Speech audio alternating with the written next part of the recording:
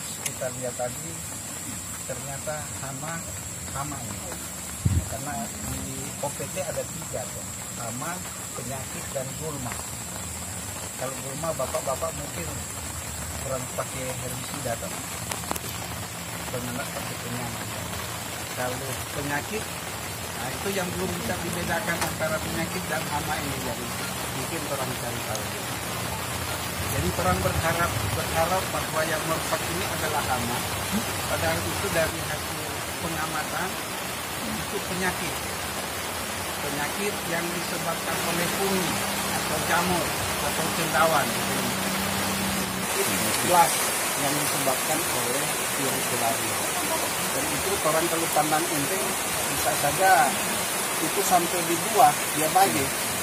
Kalau pandang enteng, kalau suruh satu daun pasti itu banyak yang kosong, tadi kosong, karena di proses fotosintesisnya nggak lambat. Oleh sebab itu mungkin kesimpulan sekarang yang kita harus kendalikan adalah penyakit blast ini itu perlu dilakukan gerakan pengendalian penyakit blast, bukan cuma burung batang atau lereng atau ini khusus blast. Jadi mungkin tinggal Pak Oli atur dengan kelompok tani kapan secepatnya kan. Kita berusaha, Senin kita selalu sampaikan dari lewat laporan itu, sekarang minta bantuan untuk dapatkan untuk pengisida. Karena ini cukup mengkhawatirkan, kalau menurut kita mengkhawatirkan. Karena kalau rusak di daun, semua itu jadi patah. Kalau rusak di daun-daun patah itu sama. Jadi seolah-olah dirusak oleh hama padahal penyakit. Karena lidi itu di daun itu dia masih rusak juga, jadi bisa. Itu yang pertama. Kalau misalnya jenis-jenis yang lain macam tungrok yang kuning-kuning itu selama wereng hijau kurang, bukan yang tidak ada, kurang, itu tidak akan menyebar secepat. Penyakit tungrok itu paling bahaya kalau dari persemayan. Kalau dari persemayan dia ada terus, dia pasti akan bisa satu hamparan itu kena. Jadi penyakit itu selalu ada waktu. Beda dengan hama, gigi sekarang pasti kering ini hari toh. Kalau penyakit ada waktu. Nah, kita kesimpulan penyakit blast ini datang dari mana? Bisa dari benih. Itu bisa terbawa benih. Jadi pada saat orang persemayan penyakit blast ada. Nah, sehingga sekarang baru umur belum 1 bulan kena. Jadi ini memang benih bisa juga penyakit blast ini bisa terbawa benih. Jadi bukan dari sini. Nah, ini bisa menyebar. Jadi mesti harus dikendalikan. Jadi kita bisa bantu mungkin memfasilitasi supaya orang bisa dapat bantuan fungisida, khusus fungisida. Kan? Nah, di sini kita lihat 2 kali pelepasan parasitoid. Itu untuk mengendalikan penggerek batang. Yang dia matikan adalah telur. Jadi ini parasitoid telur. Jadi serangga yang orang pelihara itu mematikan telur penggerek batang. Itu Pak, ada yang nanti kalau pada sudah buah. Nah, jadi ini kan ada 2 proses toh. Jadi proses penyerangan itu sundep dan beluk. Kalau sebab buah baru dikatakan beluk toh. Tapi itu dari fase pertumbuhan ada. Cuma bedanya ada yang di buah, ada yang di proses pertumbuhan begitu. Tapi penyebab sama, penggerek batang begitu. Dari pertama. Nah, makanya kalau satu musim tanam ini penggerek batang ini bisa 2-3 kali siklus. Jadi kalau orang kendalikan awal, misalnya pelepasan parasitoid atau orang pakai insektisida dari persemayan sampai itu bisa berpengaruh sampai di panen. Jadi pas setua itu pas padi somo panen itu bisa dipengaruhi karena orang lakukan di awal, karena dia ada siklus. Satu siklus hidup dari penggerek batang 1 bulan, dari telur sampai serangga dewasa 1 bulan. Jadi dalam satu musim tanam bisa 2-3. Kalau dia masuk dari pesemayan 3 kali itu. Tapi kalau dia masuk pada saat 1 minggu 2 minggu, nah itu bisa 2 kali. Nah jadi tapi biasanya itu ada musuh alami yang lain yang bisa bersaing dengan parasitoid. Jadi kita lihat penggerek batang sini aman, aman. Wereng hijau juga aman karena kalau tidak ada wereng hijau ini bahaya, ini gejala kuning ini bahaya. Ini kesimpulannya kita dari segi itu aman. Mungkin yang diantisipasi adalah tikus kan, karena ini ya jangan heran di sini. Nanti Pak Oldi bikin permohonan untuk kelompok baik fungisida maupun rodentisida, Pak Oldi boleh bikin permohonan. Itu barangkali itu yang kita boleh sampaikan di sini. Karena kalau nyandak orang bikin langkah-langkah. Kalau untuk tikus jangan nanti ada dulu baru. Kalau boleh ada pemasangan sekarang, kalau sudah apa Oldi? Pasang sekarang sudah mulai kan. Ini padi sudah bangun. Iya. Jadi misalkan cepatnya mungkin ini karena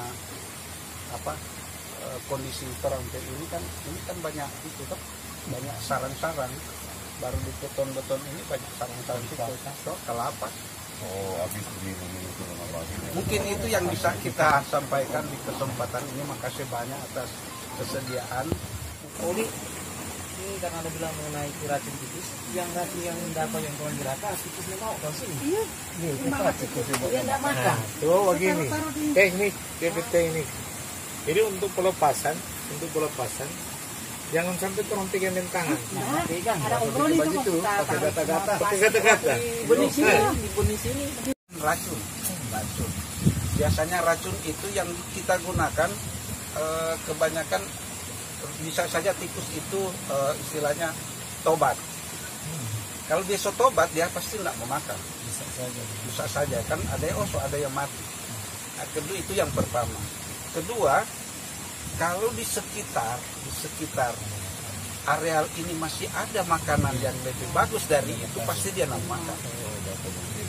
Itu pasti dia nak makan. Jadi misalnya masih ada kelapa, masih ada milu yang kita lapas bagus tuh, pasti dia nak makan itu. Padahal itu tetap racun. Makanya kita bilang tadi, sebaiknya sekarang sebelum dapat makanan enak, kalau pagi soal masuk primordia, so enak di pebatan. Dianya akan mau makan itu racun. Jadi ini ada perubahan karena orang dengan Pak Oldi pernah praktek pada saat padi mau masuk ke bunting dan istilahnya primordia, orang ambil orang Pak Oldi disuruh makan. Bedakan antara yang belum primordia dengan apa itu. Bayangkan orang disuruh coba rasakan mesti makan. Padahal orang yang tidak rasa apa-apa sebetulnya kan Pak Oldi. Mar menurut orang itu pasti enak. Orang juga tidak perlu habis akal kan. Mesti pakai akal terus. Sedangkan racun bubuk itu itu tikus senang sekali pakai campur. Kita ganti. Terus milu dah. Ganti racun yang bubuk itu dong. iya. pakai ikan, beras, Otomatis orang mungkin sudah biasa dengan enak itu yang pakai itu. Jadi orang kalau misalnya kita mau usahakan kalau dapat juga bantuan Oldi untuk itu orang usahakan dari Pak Oldi karena ini kalau enggak juga berisiko. Mulai sekarang pasang. Di sini kan banyak bulu. Bulu kasih panjang sedikit. Posisi juga di dalam. Nggak perlu bulu itu tutup dengan itu. Itu dibuat sebagai perangkap untuk tikus.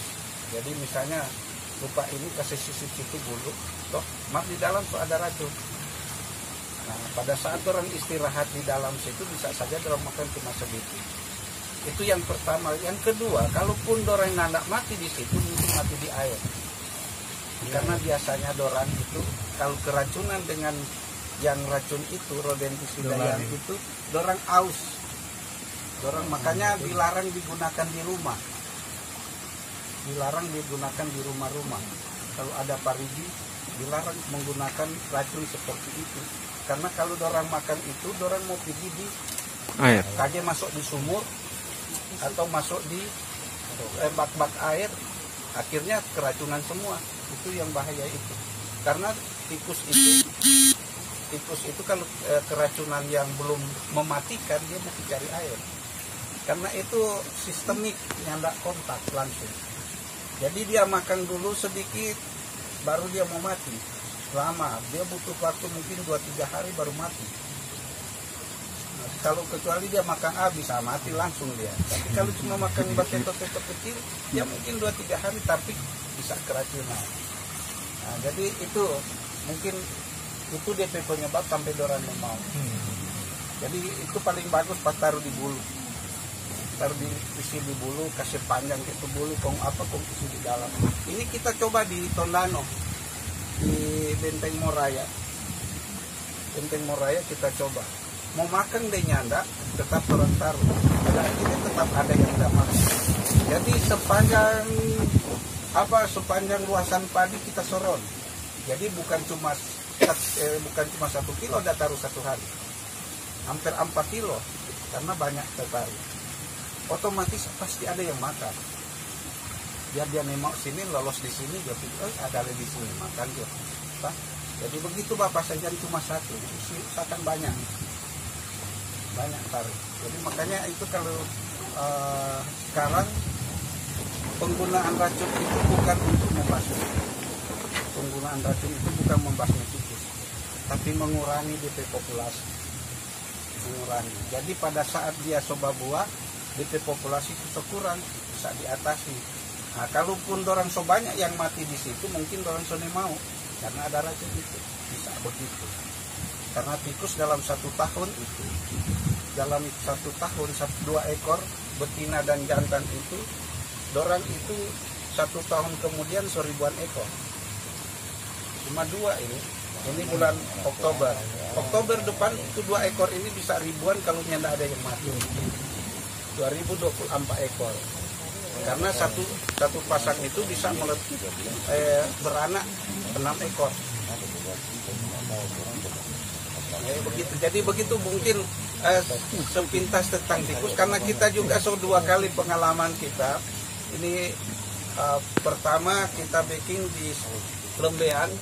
Di Lembean itu kita kelilingi 1 kebun 14 hektar kita pasang. 1 dos sudah pasang.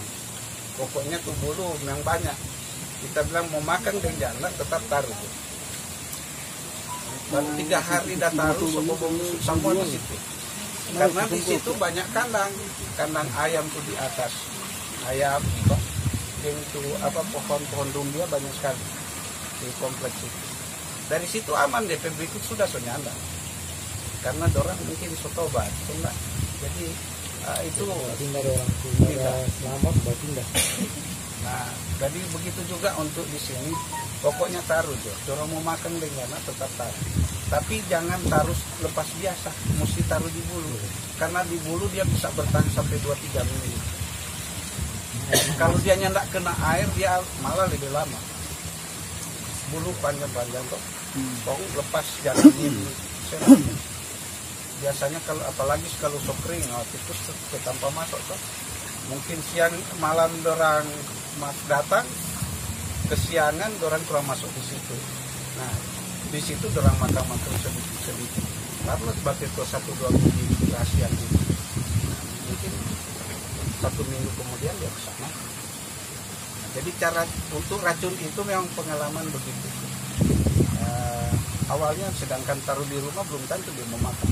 Kalau masih ada makanan sisa. Jadi dia pilih yang lebih enak. Nah, sedang orang tahu itu apalagi binatang. Jadi mungkin ini sekedar kita sampaikan itu, kita mau berusaha supaya baik tikus, karena ini sudah tikus tuh, ada gejala maupun penyakit belas ini dikejar. Jadi mungkin ini gerak 1 kali, gerak 1 kali. Kalau ini hari mana tuh parasitoid? Ini 1 kias begini, DP jumlah itu kurang lebih ini 2000 ekor. 2000 ekor. Jadi kalau misalnya 10 kias orang lepas itu sekitar 20.000 ekor yang orang lepas. Nah itu 2 kemungkinan, orang juga orang yang tahu. Ada yang mati, ada yang selamat. Yang selamat itu dapat kelompok telur. Sebetulnya kalau menurut kita ini akan sia-sia sebetulnya melepas di sini karena tidak ada penggerek batang sebetulnya. Tapi orang tidak bisa ron semua. Kalau yang di tengah yang basam bunyi itu orang tidak dapat lihat toh. Itu yang nanti dorang yang cari.